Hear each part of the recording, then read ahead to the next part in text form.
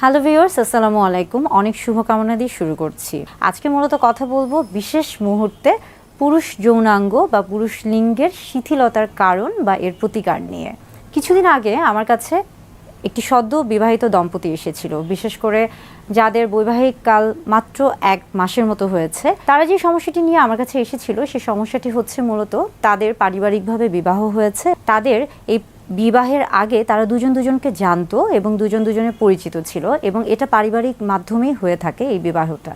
এবং বিবাহের আগে কিন্তু তারা মানসিকভাবে প্রস্তুত ছিল যে তাদের মধ্যে একটা সুন্দর একটা সম্পর্ক বা তারা একটা পবিত্র বন্ধনে আবদ্ধ হতে যাচ্ছে।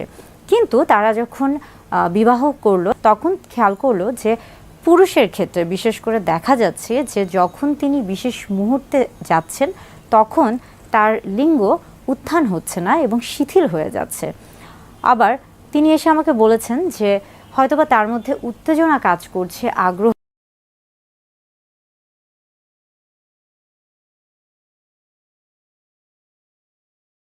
কাজ করছে এবং লিঙ্গ উত্থান হচ্ছে, কিন্তু কিছুক্ষণের মধ্যেই তা আবার শিথিল হয়ে যাচ্ছে।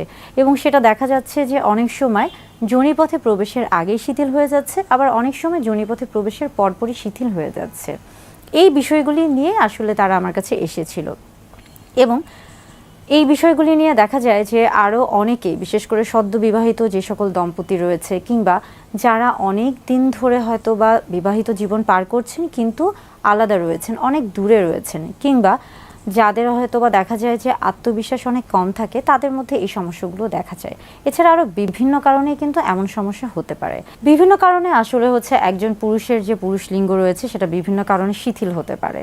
অনেক সময় দেখা যাচ্ছে যে একজন পুরুষ যখন বিশেষ করে মানসিকভাবে প্রস্তুত না, হয়তোবা তিনি মানসিকভাবে প্রস্তুত কিন্তু তার মানসিক অবস্থাটা কিভাবে আছে, অর্থাৎ সে কি স্বাভাবিক অবস্থায় আছে, তার যে মানসিকভাবে তার যে যৌন চাহিদা বা যৌন ইচ্ছা বা যৌন যে স্বভাব, এটা কি আসলে স্বাভাবিক নাকি অস্বাভাবিক, বা এটা কি সাধারণ নাকি অসাধারণ, এই বিষয়গুলিকে আসলে বুঝতে হবে।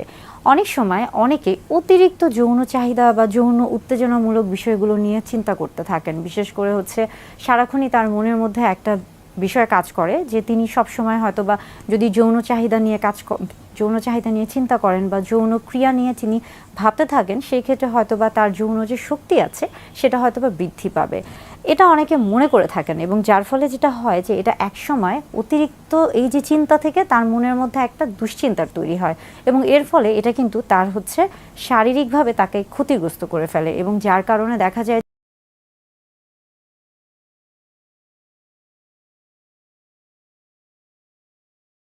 যে তিনি যখন আসলে সেই ক্রিয়ার মধ্যে যাচ্ছেন বা তিনি যখন আসলে সহবাসে যাচ্ছেন তখন তিনি আসলে মনোযোগ দিতে পারছেন না, কারণ তার মনোযোগটা কিন্তু ওই যে সবসময় এরকম একটা ধারণার মধ্যে ছিল যে তিনি কিভাবে শুরু করবেন বা কখন শুরু করবেন বা কিভাবে তিনি কাজটা করবেন বা আদৌ তিনি সেটা করতে পারবেন কিনা, এই যে বিষয়গুলি নিয়ে তার মধ্যে যে একটা চিন্তা এবং এখান থেকে দুশ্চিন্তা, এই কারণে দেখা যায় যে অনেক সময় ঠিক বিশেষ মুহূর্তে উত্তেজনা কাজ করলেও শিথিল হয়ে যাচ্ছে বা লিঙ্গের উত্থান হচ্ছে না, শিথিলতা হচ্ছে।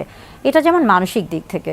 আবার আমরা যদি শারীরিক দিক থেকে চিন্তা করে থাকি, সেই ক্ষেত্রে আসছে যে একজন মানুষ যদি বিভিন্ন কারণে শারীরিক দিক থেকে আসলে ক্ষতিগ্রস্ত হতে পারে বা বিভিন্ন কারণে শারীরিক সমস্যার জন্য তার লিঙ্গের এই যে শিথিলতা হতে পারে। যেমন প্রথমে আমরা বলতে পারি যে তিনি যদি বিভিন্ন রকমের কোমরবিড কন্ডিশনে ভুগে থাকেন, অর্থাৎ দেখা যাচ্ছে যে তিনি অনেক দিন ধরে ডায়াবেটিসে আছেন, উচ্চ রক্তচাপে আছেন, কিংবা তার কিডনির সমস্যা বা হৃদরোগের সমস্যা কিংবা লিভারের সমস্যা বা জটিল কোনো রোগের তিনি অনেক দিন ধরে আক্রান্ত, যার কারণে কিন্তু এই সমস্যার সম্মুখীন হওয়া খুবই স্বাভাবিক। আবার অনেকের ক্ষেত্রে দেখা যায় যে অনেকে আছেন বিভিন্ন রকমের ওষুধ গ্রহণ করছেন এবং সেই ওষুধগুলোর হয়তোবা পার্শ্ব প্রতিক্রিয়ার কারণেও তার এই সমস্যা হতে পারে। আবার দেখা যায় যে অনেকের ক্ষেত্রে, বিশেষ করে পুরুষদের মধ্যে অনেকেরই একটা সময় গিয়ে কিন্তু হরমোনের তারতম্য দেখা যায়। অনেকের ক্ষেত্রে বা অনেকের শরীরে টেস্টোস্টেরন হরমোন কমে যাচ্ছে, আবার অনেকের শরীরে প্রোল্যাকটিন যেমন বেড়ে যাচ্ছে তেমনি এস্ট্রাডিওল বেড়ে যাচ্ছে, বা থাইরয়েড হরমোনেরও একটা তারতম্য দেখা যাচ্ছে। এই যে বিষয়গুলি, এগুলোর কারণেও কিন্তু লিঙ্গের শিথিলতা হতে পারে। আবার দেখা যায় যে অনেকের মধ্যেই বিশেষ করে স্নায়ুতন্ত্রে বা স্নায়ুকোষে বা শির দ্বারাতে বিভিন্ন রকমের সমস্যা থাকে, প্রোস্টেট গ্ল্যান্ডের সমস্যা থাকে, এর ফলেও কিন্তু এই যে লিঙ্গের শিথিলতা এটা হতে পারে। অর্থাৎ বিভিন্ন কারণে বিশেষ মুহূর্তে লিঙ্গের শিথিলতা হতে পারে, তবে সেই কারণগুলিকে জানতে হলে বা সেই কারণগুলি থেকে নিজেকে বাঁচতে হলে অবশ্যই চিকিৎসকের শরণাপন্ন হতে হবে এবং চিকিৎসকের পরামর্শ অনুযায়ী পরামর্শ মেনে চলতে হবে। এমন অবস্থায় দেখা যায় বিশেষ করে আমরা বেশ কিছু পরীক্ষা নিরীক্ষা করে থাকি, রক্তের কিছু পরীক্ষা করে থাকি, যেমন রক্ত পরীক্ষা করে থাকি এবং আমরা যদি বলে থাকি যে পুরুষাঙ্গের অর্থাৎ আলট্রাসোনোগ্রাম করে থাকি, পিনাল ডপলার করে থাকি। এর মাধ্যমে দেখা যায় যে পুরুষ লিঙ্গে আসলে রক্ত প্রবাহের অবস্থাটা কীরকম, সঠিকভাবে রক্ত প্রবাহিত হচ্ছে কিনা সেটা দেখার জন্য। এক্ষেত্রে আমরা সবসময় বলে থাকি যে আসলে সাজেশন বা অ্যাডভাইস বা উপদেশটা কি হয়ে থাকবে। উপদেশটা মূলত বলা হয়ে থাকে যে আপনি যখন একটা সম্পর্কে যাচ্ছেন, অর্থাৎ নারী পুরুষ বা স্বামী স্ত্রী যখন একটা সম্পর্কে যাচ্ছে, প্রথমেই সবার আগে আপনার মনটাকে স্থির করতে হবে। স্বামী স্ত্রী উভয়ের মধ্যে একটা সম্মতি থাকতে হবে, আপনাকে মানসিকভাবে প্রস্তুত থাকতে হবে। অতিরিক্ত চিন্তা কিন্তু দুশ্চিন্তার কারণ হয়, তাই অতিরিক্ত চিন্তাকে বাদ দিতে হবে। এবং ফোরপ্লে কিন্তু অত্যন্ত গুরুত্বপূর্ণ। আপনি যতই আসলে চিন্তা করতে থাকেন না কেন যে আপনি কিভাবে করবেন, কখন করবেন, বা আপনাকে অনেক বেশি একটা কার্যক্ষমতা দেখাতে হবে, এই জিনিসগুলো থেকে সবসময় নিজেকে বিরত রাখতে হবে। আপনাকে সবসময় ফোরপ্লের দিকে ফোকাস করতে হবে। অর্থাৎ যে আমরা বলে থাকি যে অর্গাজমে যাওয়ার আগের যে মুহূর্তটি রয়েছে, অর্থাৎ দুজনকে স্বামী স্ত্রী উভয়কে যে যৌন উত্তেজিত করা, এই বিষয়গুলির দিকে খেয়াল রাখতে হবে। মনে রাখবেন যে আসলে সেক্স বা অর্গাজমের ক্ষেত্রে কিন্তু পেনিট্রেশন বা যোনিপথে পুরুষ লিঙ্গ প্রবেশ করানোই কিন্তু সব কিছু নয়, বরং আপনি অনেক সময় এই যোনিপথে পুরুষাঙ্গ বা লিঙ্গ যদি প্রবেশ না করান, সেক্ষেত্রেও কিন্তু আপনি আসলে যৌন উত্তেজনা বা যৌন তৃপ্তির যে সর্বোচ্চ সুখ রয়েছে সেটা কিন্তু আপনি স্বাদ গ্রহণ করতে পারেন। রিল্যাক্সেশন এক্সারসাইজ বা ব্রিদিং এক্সারসাইজ এটা খুবই গুরুত্বপূর্ণ এবং এর পাশাপাশি কেগেল এক্সারসাইজের কথাও আমরা বলে থাকি, এটাও অত্যন্ত গুরুত্বপূর্ণ। আরও গুরুত্বপূর্ণ লাইফস্টাইল মডিফিকেশন বা জীবনধারা। আমরা সবসময় বলে থাকি যে স্বাস্থ্যকর যৌন জীবনের জন্য অবশ্যই সুষম খাদ্য গ্রহণ করুন, স্বাস্থ্যকর জীবনযাপন করুন, সঠিকভাবে বিশ্রাম নিন, কিংবা আপনি যে খাবারগুলো গ্রহণ করছেন সেটা সুষম খাবার কিনা। যদি দেখা যায় যে আপনি শারীরিকভাবে কিছুটা দুর্বলতা ফিল করছেন বা অনুভব করছেন, সেক্ষেত্রে বিভিন্ন রকমের ওষুধ রয়েছে যেটা কিনা চিকিৎসকের শরণাপন্ন হয়ে তার পরামর্শে গ্রহণ করবেন। কখনোই যে কোনো কারো কাছ থেকে এই ধরনের ওষুধ গ্রহণ করবেন না, এতে হিতে বিপরীত হতে পারে। আবার বেশ কিছু কিন্তু আমরা বলে থাকি যে সাপ্লিমেন্ট রয়েছে, যেটাকে কিনা আমরা ফুড সাপ্লিমেন্ট হিসেবে দিয়ে থাকি, আপনি সেই সাপ্লিমেন্টগুলো গ্রহণ করতে পারেন। এবং সবশেষে অত্যন্ত গুরুত্বপূর্ণ সেক্স থেরাপি। সেক্স থেরাপি বেশ কয়েকটি ধাপে দেওয়া হয়ে থাকে। প্রথম ধাপে আমরা বলে থাকি যে সহবাসে লিপ্ত হবেন না। প্রথম দিকে আসলে ফোরপ্লেটা অত্যন্ত গুরুত্বপূর্ণ।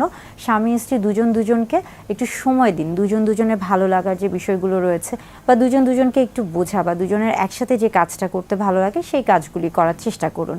এবং দ্বিতীয় ধাপে আমরা বলে থাকি যে এই মুহূর্তে বা দ্বিতীয় ধাপে যেটা করতে পারেন, স্বামী স্ত্রী দুজনের ক্ষেত্রে শরীরে বেশ কিছু স্পর্শকাতর অংশ রয়েছে, সেই অংশগুলোকে স্পর্শ করতে পারেন। তবে সেই ক্ষেত্রে কিন্তু অবশ্যই জননাঙ্গকে স্পর্শ করা যাবে না।